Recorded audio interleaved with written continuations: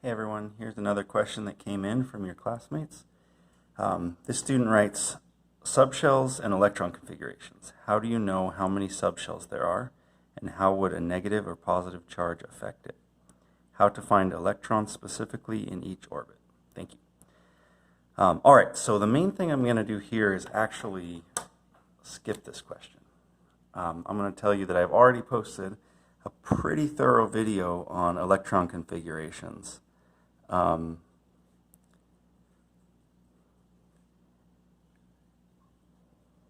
says like this on Canvas.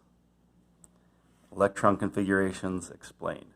So I think it's a 16-minute overall video. I actually set the link to start at 6 minutes because that would kind of overlap a little and continue on from where I ended in lecture. I'm going to say mostly if you have this question, go there. But I do want to point out a couple things here because there are some common points of confusion. I just want to make sure that we have the right terminology here. So first off, how would a positive or negative charge affect it? All right, so negative charge just means more electrons. And a positive charge just means less electrons. So if you have a species that originally had 18 electrons. So you have an atom that has 18 protons and originally had 18 electrons. But now that atom has a 2 positive charge. All this means, it's a positive charge, so that means less electrons. This just means it lost 2 electrons. So now it has only 16 electrons. So that's essentially all you need to do, is basically know that it has a negative charge, you've gained electrons, add more electrons. If it has a positive charge, you've lost electrons, so subtract electrons. So that's the first thing I want to talk about or mention. And then second is this idea, how many subshells? Okay, so this is probably using that word in the wrong sense, but I mean that's expected because we're learning, and so we don't know yet.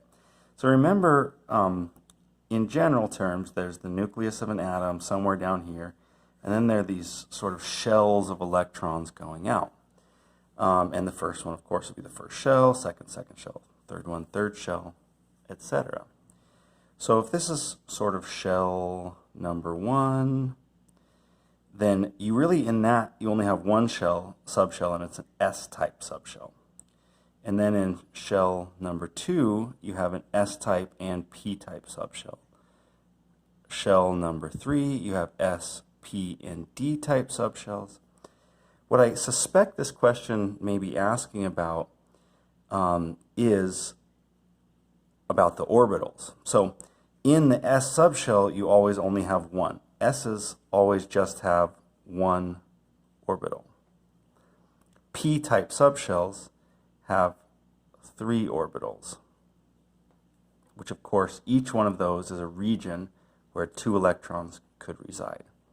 D-type have 5 orbitals in them, and F-type have 7 orbitals. So as you're going up, every time you see an S, it's just going to have 1 orbital. Every time you see a P, it's just going to have 3 orbitals, 1, 2, 3. We signify that here as just lines in this diagram. 1, 2, 3. D-type would have 5. And that's just a region where you can put 2 electrons, which again, we're going to probably signify those with an up and down arrow, etc. Now you just need to be able to count up how many electrons there are and keep filling them up. Don't forget to watch the rest of that other video because this isn't the exact right order. Before you get to D, the order starts to change up, and there's a neat little system we have for remembering that order. Thanks for watching.